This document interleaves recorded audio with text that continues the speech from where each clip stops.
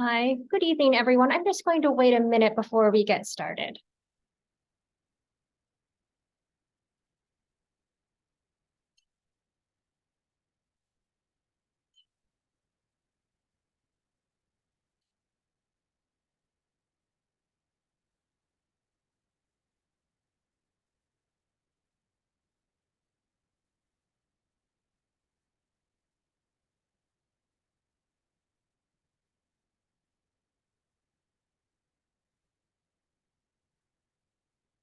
All right, well, welcome everyone.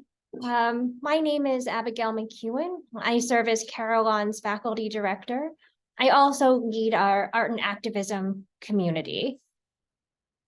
For tonight's webinar, I'll first introduce myself briefly, then I'll move into a discussion of art and activism. We'll review our big questions, take a look at the semester, some special events that art and activism students participate in. I believe we'll be joined by one of my students last fall, Sunny Liu, and then we'll have time for some questions. So please, at any time during tonight's webinar, feel free to ask your questions into the Q&A kind of button within Zoom. And I guess we'll get started. So as I said, my name is Abby McEwen. I use she, her, hers pronouns. I'm an associate professor in the Department of Art History and Archaeology at the University of Maryland. My research mostly focuses on modern and contemporary Latin American art, specifically the art of Cuba and Puerto Rico and the Caribbean. I've been offering art and activism for 5 years now. It's a course that I've come to really enjoy kind of teaching. I'll just describe here some of the events and the progression of our seminar. One of the hallmarks of the Carillon experience for all of our students is our kind of trip to Washington, D.C., which happens the Friday before the first week of classes.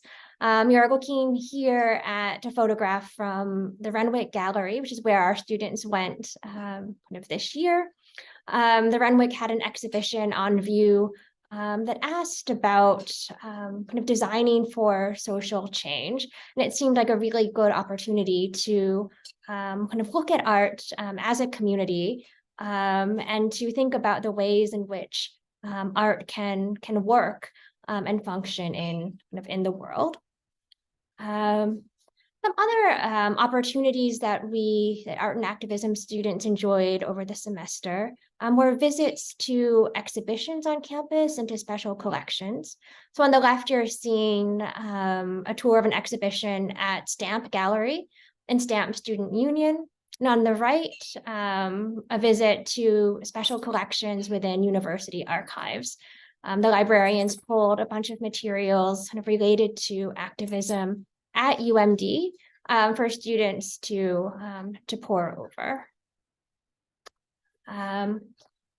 Special event that we engaged in this past semester was a trip to Arena Stage in Washington, D.C. We saw the play Sanctuary City, which addresses kind of the plight of the so-called dreamers and immigration policy more broadly. We had kind of dinner beforehand, and then we went to their performance. This image is coming kind of back to our first visit, the start of the semester, to the Renwick Gallery in DC. This is a work that was on view, that I think is still on view, kind of at the museum, that poses kind of different questions depending on which lights are kind of lit up at any given kind of moment. And it prompted us as a class to begin thinking about the big question of our course, which is, can art affect social change? We begin to kind of deconstruct this question. We try to answer it throughout the semester, but starting about 100 years ago with the revolutions in Russia and in Mexico, The course really spans the 20th and the beginning of the 21st century. We look at art that protested kind of war, from Pablo Picasso at the left, to the Vietnam War on the right-hand side. We dwell on the decade of the 1960s at some length. So thinking about the civil rights movement, and its importance for the rise of Black Lives Matter in more recent years. We look at the rise of feminism. We also look at Chicano art, posters, kind of muralism, kind of protest. We also look at issues like kind of climate change and the environment, AIDS activism, to some extent also pandemics and COVID, kind of as well.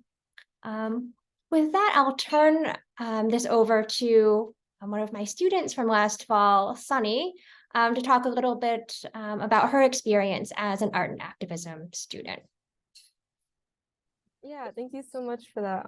First of all, I'd like to apologize for being late, having a few technical issues. I'm here now. As Professor McEwen said, I was in the art and activism class, so I'm a current Carillon student. For like memorable moments, definitely the field trips, they offered a lot of like applicable insights, so you could actually go and see artworks and apply the knowledge that you learned in class to kind of like analyze these things more deeply and relate them to knowledge that you already have. And also in regards to the period pantry, this is related to the end of semester project, which I thought was very valuable and very much a hands-on opportunity for you to get involved with your campus and to also apply your knowledge.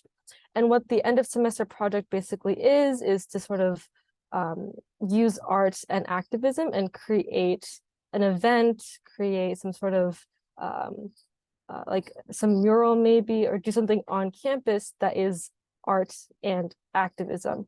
So my team basically, we created this thing called the period pantry, which was a means of addressing the priciness of period products, right? So here's like the prototyping, shopping for materials. The idea was to create like a poster, a progress meter in the shape of a tampon, where we would track like the amount of period products that we would get. At the very end, we would donate all these products to the campus pantry because they have like a separate room with miscellaneous items. So we were able to get that all donated. We held it at Hornbeck Plaza, which you can see. We have our flyers here, and that was the actual event with us painting in the progress meter. So overall, it was pretty successful, I think. We got a good amount of supplies. But yeah, so that was a really great opportunity for us to actually apply our knowledge, for us to be really involved with what we're learning and to understand the process of art and activism more, because there's a difference between, learning about it and actually going out there and doing it yourself. So that was certainly a very valuable experience. I'm sorry, what was the other questions? Biggest takeaway. So as Professor McEwen stated, our main question is answering, can art affect social change? And at the very end of the semester, it becomes very apparent that, or at least I feel that it becomes very apparent that art can affect social change. We go through a number of different art pieces, a number of different eras, events, movements, and whatnot that all utilize art in a number of forms. So my biggest takeaway is that yes, art can affect social change, but not only am I like giving a yes or no answer, I can also explain and go into depth, like how can it affect social change? What can we see in the past, and how has art been utilized in ways that can affect social change in different ways, right? So there's different uses of art. We can see different methods, different styles, and they're all used in many different ways. In general, I feel like Carillon, Art and Activism, the class, the lecture, it's a very close-knit group. You make a lot of close friends, you meet new people, and also you live in the same dorm with your Carillon colleagues. So there is this very close group of friends that you can make, which is really nice, because when you're starting out, you're starting out college, it can be difficult to form this close group, which is why I feel like Carillon is able to offer this to a lot of students. In addition, there's obviously the hands-on experience that I kind of went over with the period pantry, the field trips and whatnot. So yeah, that was my experience. I found it very much valuable, very much learning experience. Great. Thanks so much, Sunny. So I'd invite, people attending the webinar to please, ask questions using the Q&A function within Zoom.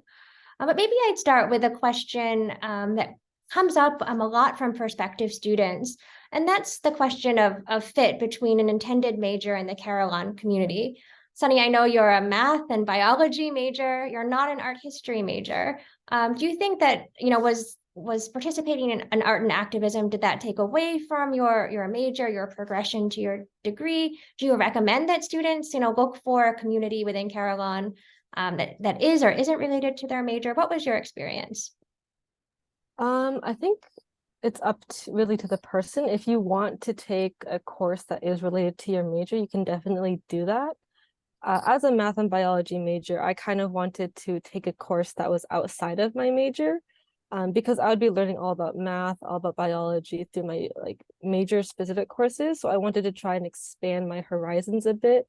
And for me, I had always been, interested in art. It was a sort of hobby. Activism, I've participated in some forms of activism in the past. So that was already kind of in my experience. So I just wanted to take a step further and actually take a course that was related to this. But you definitely don't need to take the Carillon course that's related to your major.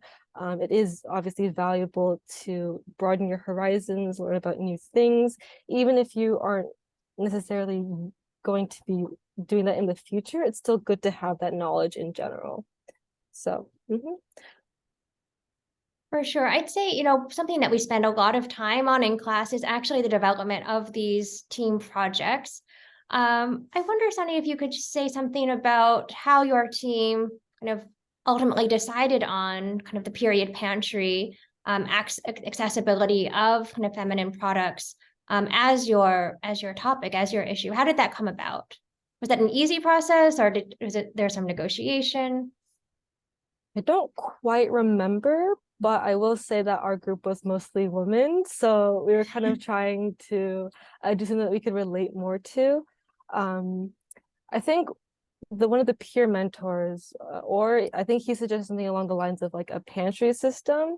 And then I think our team decided that we wanted to focus on feminine products because we just didn't see much of support for that, financial support, actual material support for that. So that was something that we wanted to address. I don't think there was too much other topics that we wanted to go over. So it was a pretty smooth process for us in deciding what we wanted to do. Sure. Were there challenges along the way, or did you feel that it was kind of smooth sailing all the way through? Oh, definitely not smooth sailing. Our group had a lot of struggles. So one of the aspects of the final project is getting in touch with an already existing organization. This helps you get involved with the campus more directly and also gives you more resources to work with. So our group, we reached out. We initially had an organization that was willing to work with us, but they backed out very much close to the deadline of the project. So there was some frustration at the very end, some scrambling about to find an organization that we could work with. But we did eventually manage to have a meeting with the campus pantry, and they're very, very willing to supply us a room where we could donate our period products to. Yeah. I'll say Sunny's team did feel kind of uniquely kind of challenged in the end to get the partnership kind of confirmed.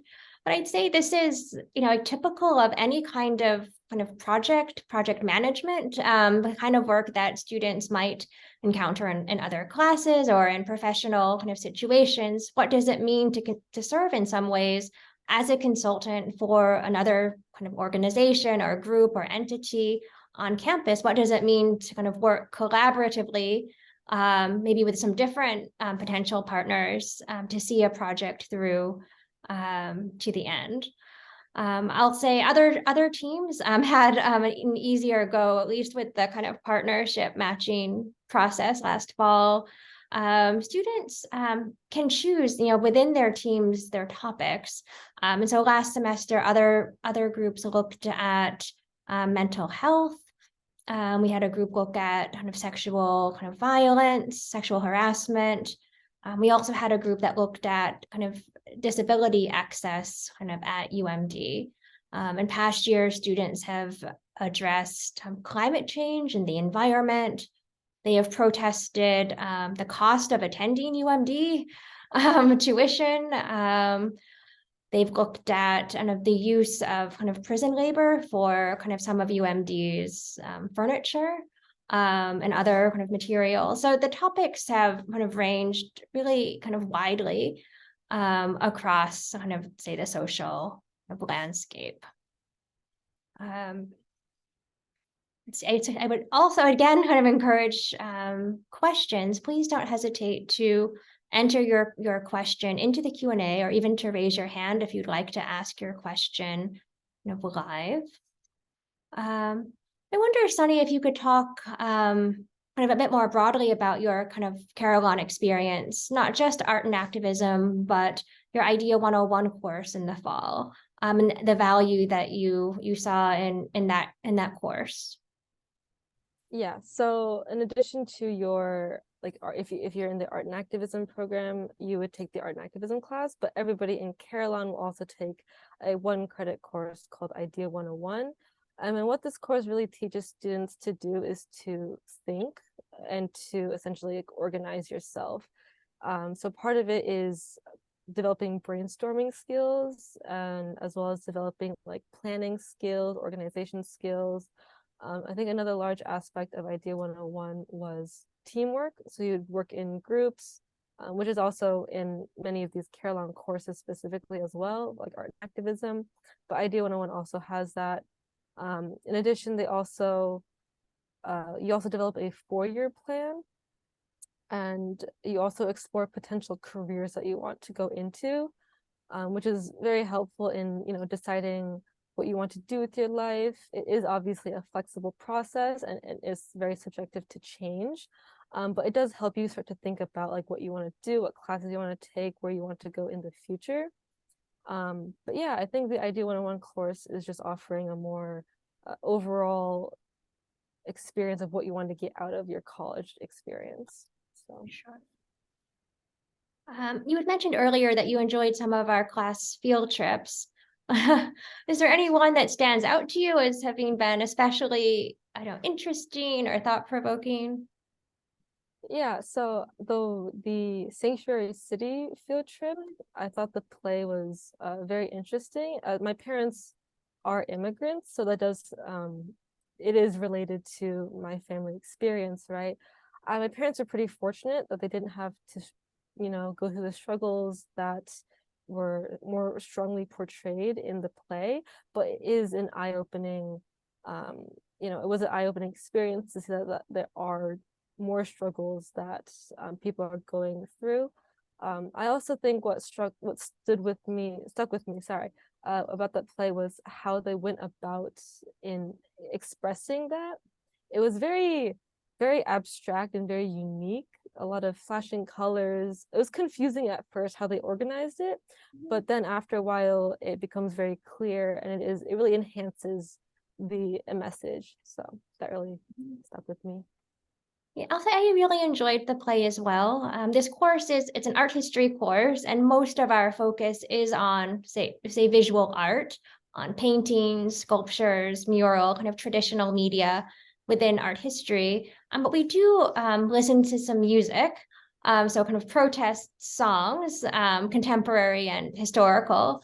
And I thought it was important to also expose students to kind of performing arts and to think about, artistic activism in a variety of media. So not just kind of painting, but to think about how kind of activism can inform other modes and means of art.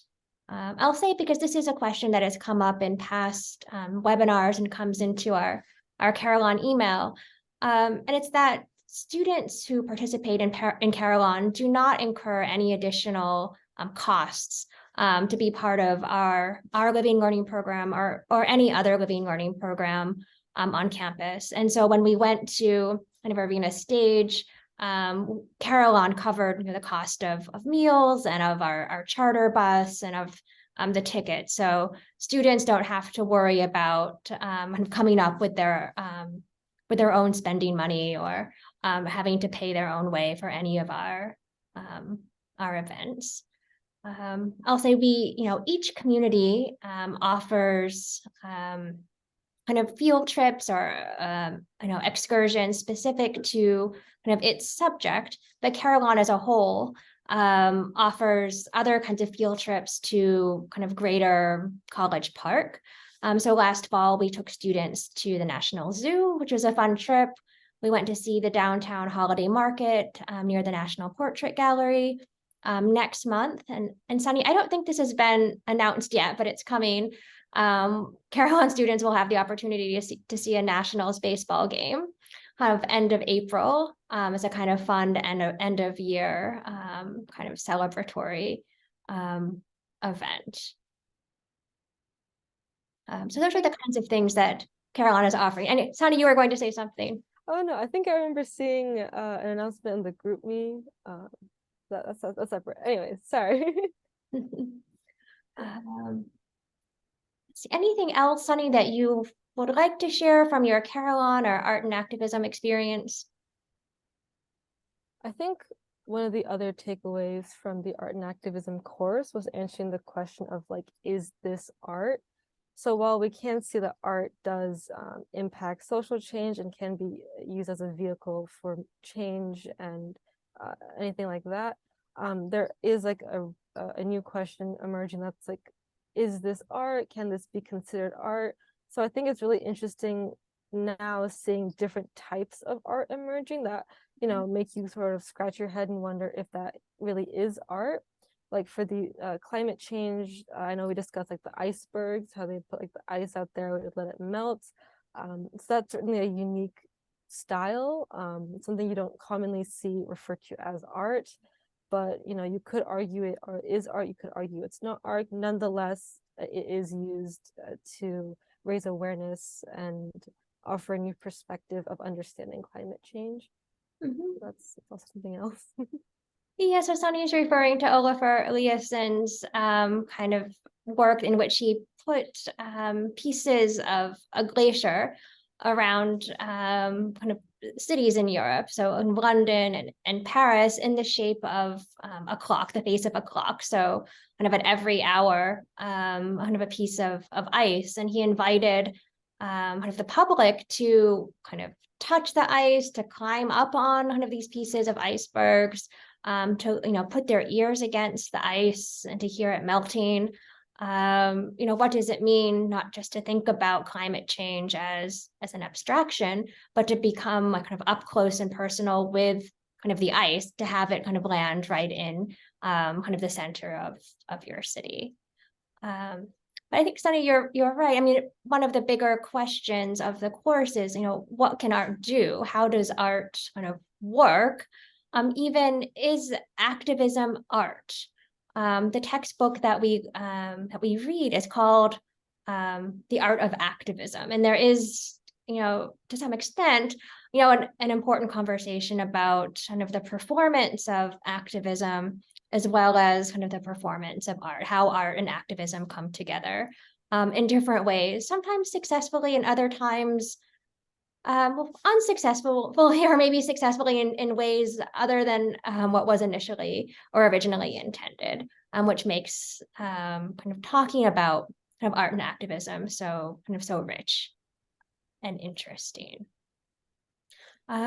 All right, I just want kind of in closing to share a couple of kind of dates and reminders for our prospective students. Just one second. Okay, these are dates that should be already familiar to you.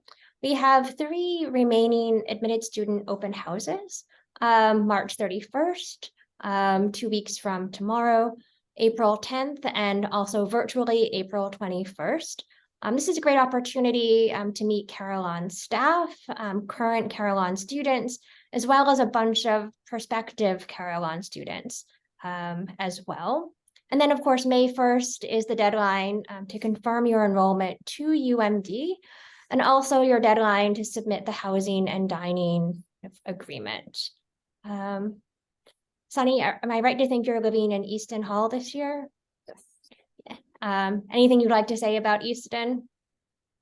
Easton is very close to a dining hall. It's one of the, it's not the worst, it's not the worst living dorm. Certainly better than some of the dorms on campus. It is decently close to the buildings that you might go to for class. Everything is about, a 10-minute walk-ish. So it's pretty local. It's very close to the stadium. It's by the Clarice. Yeah, it's a pretty nice place. Okay. So most of our students next year will live in Easton. We will also have some rooms in Hagerstown Hall. We are priority housing in Easton will be assigned to students who submit their housing and dining agreement kind of earlier, as well as their deposit. So if you would like to improve your chances of being housed in Easton, confirm your enrollment and submit your forms as soon as you can. And then finally, if you do have questions, whether about kind of art and activism or about Carillon in general, please reach out to us at our email address, carillon@umd.edu. We can also be reached by phone. And do check out our social media on Instagram and on Facebook. You can always reach out to me directly, mcewen@umd.edu. Before we leave, I see one question. Maybe this is a good one for you, Sunny. Are there any ways that this course, Art and Activism, helps you in your other subject classes? Yeah, so as I am a mathematics and biology double major, it seems that there is a great divide and disconnect between art and activism and my major specific courses. But I will say that the experience that you gain with like the team projects, with learning about things that might seem a bit abstract, and thinking the process of thinking through the problems, thinking through what you will explore in lecture, definitely helped me view my other my math classes, my chemistry, biology classes in other new perspectives. And I think that has helped increase understanding. Right, so instead of addressing the concepts in those classes from like a math or logical perspective, I can see them in more of an abstract and almost like three-dimensional way. So there is value not just in the material, but also in how you think, how you view things, and just like learning to work with other people, talking in front of the class when we give like presentations or group discussions. So yeah. I'll just add, some other students have mentioned that they really value having a small size class. Some of the other courses that you might take as a first year student, satisfying general education requirements or even prerequisites for your major, they might be pretty big, 100 students or more. I don't know if that was your experience, Sunny. Some of the classes can be very large. So Yeah, and so I think what's nice about all of our Carillon classes is that they're pretty small. So our class had 30 students last fall. And so you really do get to know everyone in the class. And there are opportunities to kind of to talk about kind of art, about activism. It's not, say, me lecturing kind of all of class. So with that, I think that does it for our webinar. Again, reach out if you have any questions at all. Thank you so much for joining us tonight.